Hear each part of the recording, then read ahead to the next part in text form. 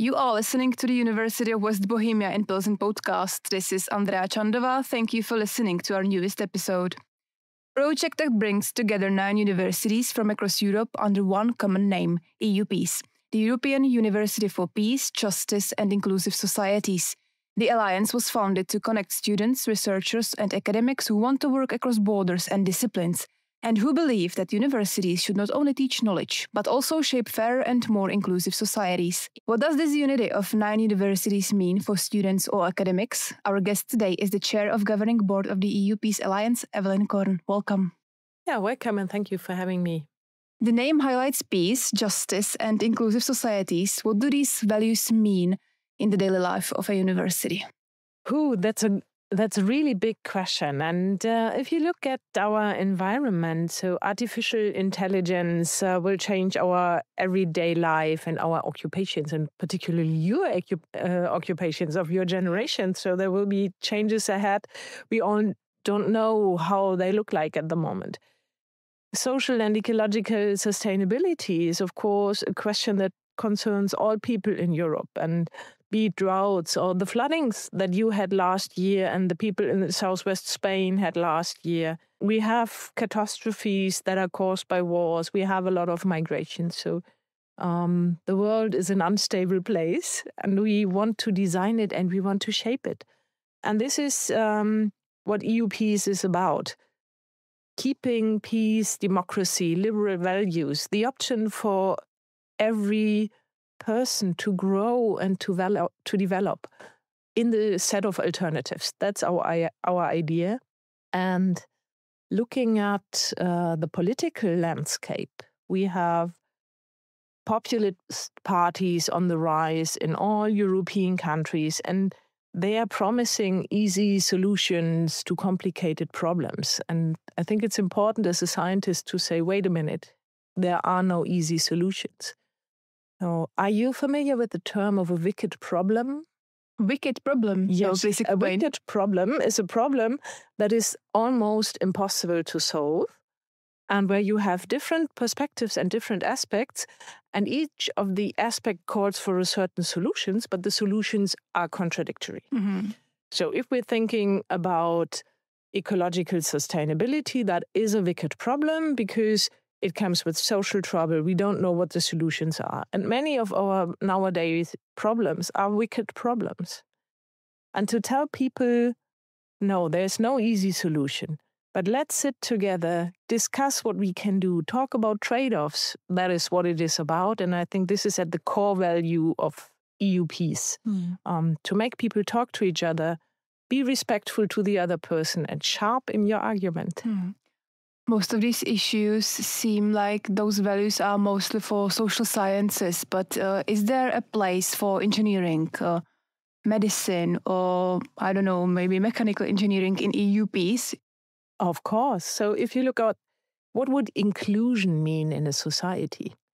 And I think it starts with clean water, good buildings, good streets, hospitals, good healthcare, good food and nutrition, education for your children, police and security, and all these things have civil engineering, have natural sciences, have life sciences.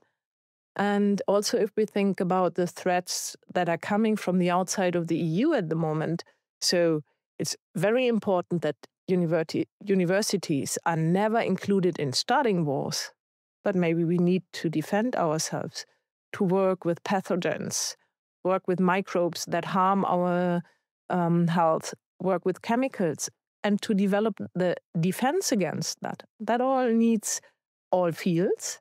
It needs the natural sciences for doing it, and it needs the humanities for giving the social, philosophical, societal frame for saying, okay, yes, this is something we want to do, maybe this one not. And so it's an exchange between all fields, in my view. And is this the role for the universities or for EUPeace? If we want to explain to public, why is it necessary to unite in a university alliance? Yes, I do think so. So the main idea of these European alliances is to unite the youth of Europe. and to have a campus that is a pan-European campus. So I don't know if your listeners are aware of which places are part of EUPeace. So we are starting with Madrid in the southwest. We are going to Limoges in central France. We are having Marburg and Gießen in Germany. Pilsen, of course. Bosnia and Herzegovina has Sarajevo and Mostar. We have Adana in Turkey. And the Università della Calabria in the south of Italy. So we really have a big range of European countries, great cities to stay. And the idea that somebody who is a student can start studying in Madrid, go to Marburg, go to Pilsen, then to Calabria and maybe to Adana, live in these societies, learn about each other, share the dreams of people there, share their worries. I think this is the idea of EUPeace, and I think this is a great idea. Is this the reason students should know about the Alliance? Yes. Joint programs, mobility? What's more for them in EUPeace? So if you're a student now, you can start this fall with the European track. So we have a very long list of modules at all partners that you can enroll for.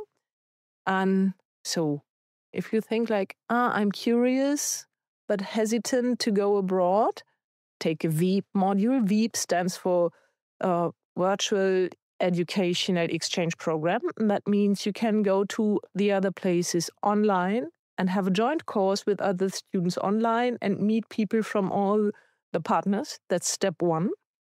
And then you can go to other countries and see the student learn there. This is something you can do now because the European track that has modules for all programs is working. In addition, of course, we have the classical Erasmus exchange programs, and we are all preferred partners to each other. So if you're curious to see something about Limoges, just go. And I can say, coming from Marburg myself, it's a lovely medieval city. It's worthwhile going there. And so every partner city has its charms. The people are lovely people everywhere. Just go, see them, do a term abroad. And if you're maybe at your beginning of your bachelor's program, think about your master's ahead. We're planning joint programs in peace and conflict studies. We're talking about water for all, a classical engineering and natural sciences program. We are talking about global health programs, about interreligious peace building. So there will be a broad range of programs for your masters. They are in designing, so that will take some time. But for now, it's European track and exchange. So the goal for the future is for these students to maybe spend one semester in Pilsen, one in Marburg, one in Limoges. Yeah, why not? Well, I'm sad. I'm not a student anymore. This sounds amazing. We'll do lifelong learning, and then you can come to Marburg for a lifelong learning course. Nice, very nice. Now let's talk about the academics, the researchers, the employees of the universities. Yeah. What's in it for them? New networks, in particular for the young researchers. So when I talk to the experienced researchers, they say, I do have my network. And I would say it's never too late to extend it. That's one thing. And for the younger people, for the postdocs, for the PhD students, it's a great chance to start their own network by other researchers in their fields that fits the profile of your universities and in a familiar environment, because coming to another EUPeace university is like coming home.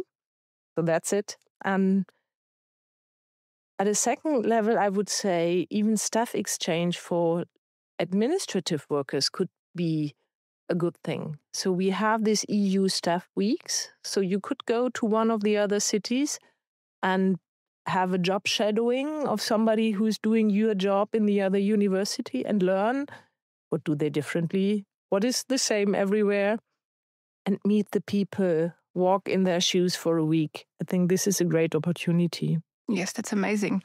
Back to the researchers, does it also mean new funding methods for them for their research?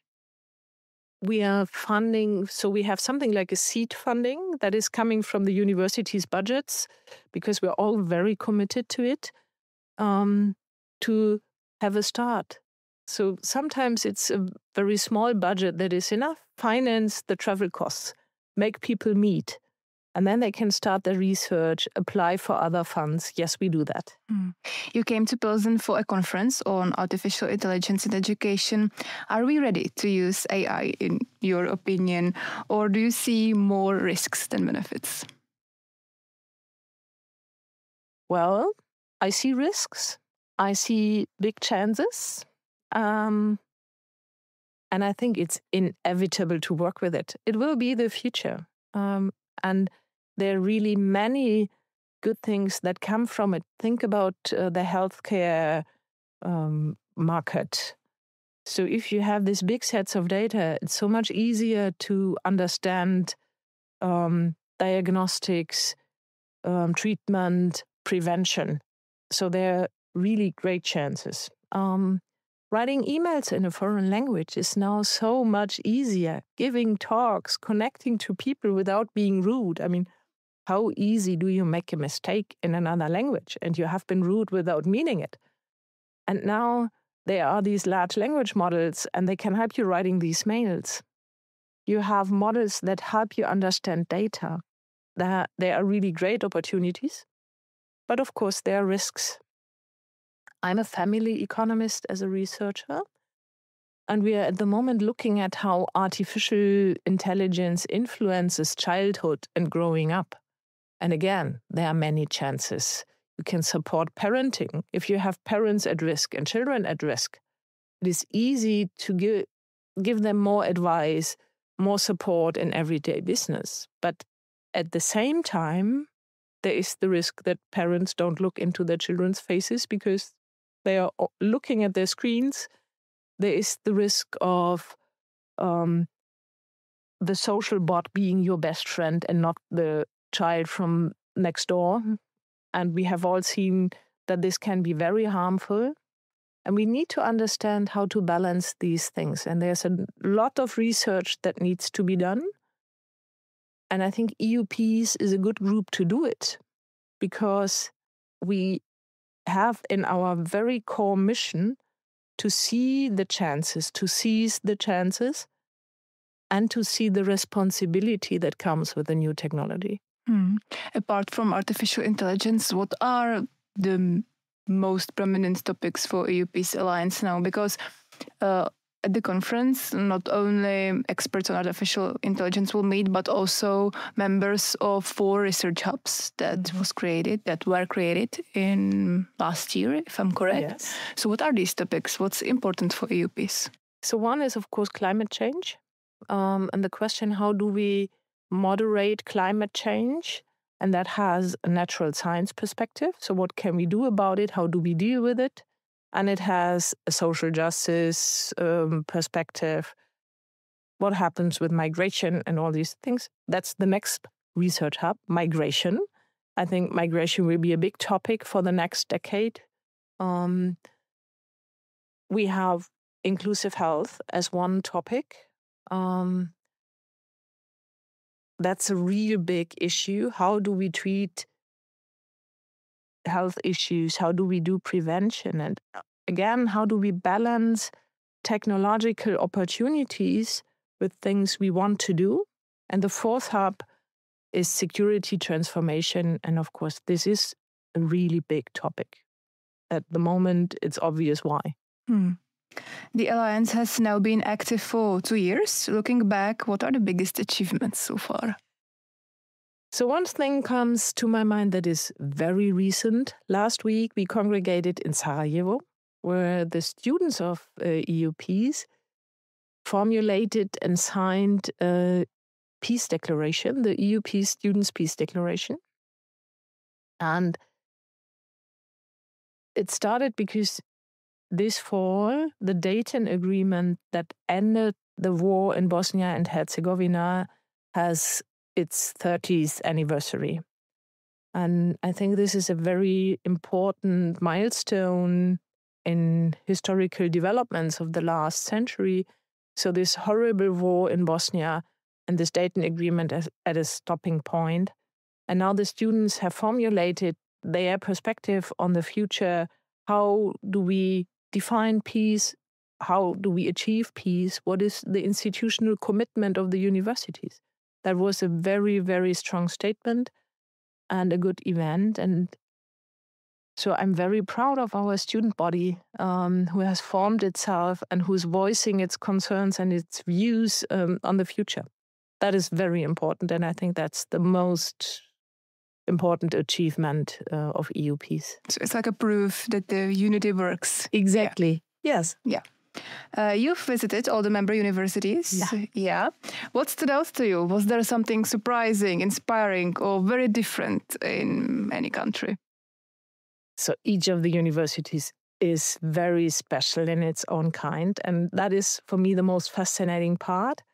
So going to a different university, seeing the different people, still feeling like coming home. So, and it's really like a family meeting event when you come to an EUPeace university. And I know that might sound strange for a student, but I have met only totally engaged teaching staff and researchers who are dedicated to European values, who are dedicated to teaching, to helping the next generation to develop. And that is really heart-opening. And on a personal level, so the most transformative experience that I had was virtually standing on the old bridge of Mostar, which is not the old bridge anymore, but a remake of the old bridge because it was destroyed in the war in Bosnia and Herzegovina.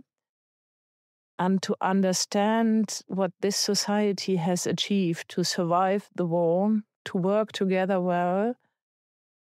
And so I was in my early 20s when the war broke out, and it was very far away at that time. And to stand there and to realize all that suffering that people have done to each other and that they have survived jointly, that is very sad when you feel it.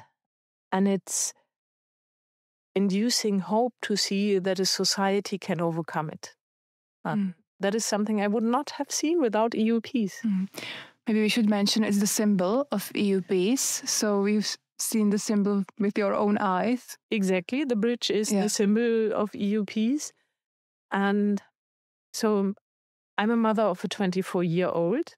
And when he was in his bachelor's, the question was, should I go abroad? And it was all about, do I receive my credits? And does it hurt my studying? And what is the professional advantage that I take? And when he went, so he went to Glasgow, but with a friend, he then went to Bucharest later. And he said, it was a mistake to go to a Western European country. I should have gone to Bucharest or to a similar other city. Because I've learned so much about the people and I've seen how different societies work so differently. And it was such an experience to meet the people. And now he has friends all across Europe and they're visiting each other.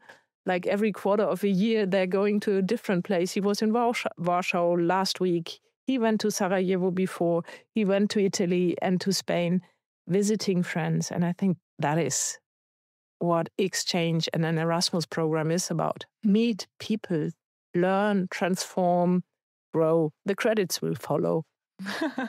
Speaking about meeting people, a little bird told me that you spent your vacation in the Czech Republic. That's is that true. Right? Yeah. What did you see? What did you like? Oh, so we had a hiking tour all across Bohemia, Moravia. Like from west to east? Yes, we started in Liberec and went through Vaclavi and Rakonoše is the mountain. Yes. So went hiking there, went to Brno and to Budweis, saw a brewery. Sorry, Pilsen, they had a nice year. And finally Prague and Karlsbad, of course. I love the landscape.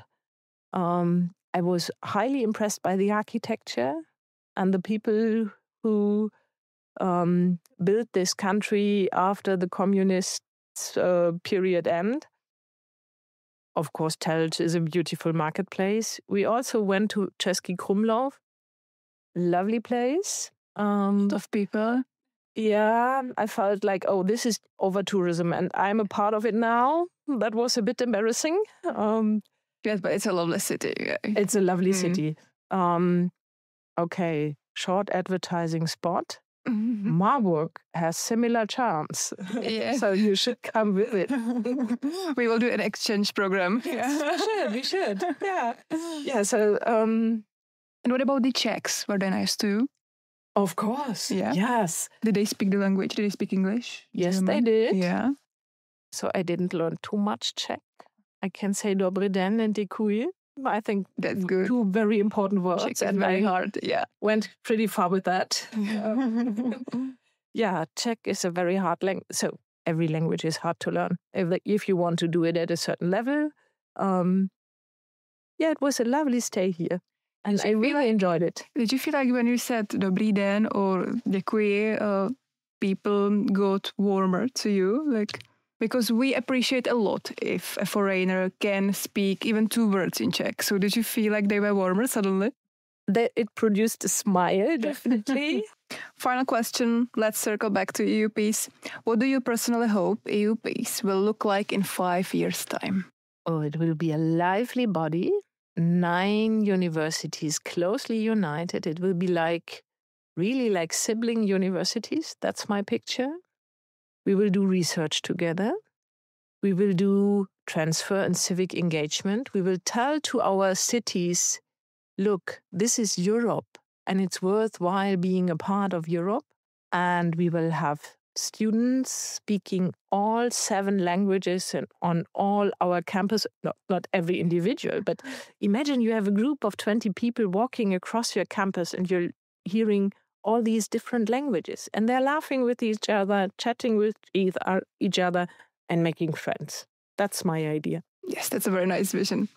Opportunities for students, scientists and teaching staff, that and much more is the Alliance of European Universities. You can find more information about the achievements and goals on www.eupeace.eu. Evelyn Korn, the chair of this alliance, was our guest today in the radio of University of West Bohemia in Pilsen. Thank you very much. Thank you and see you soon in Marburg.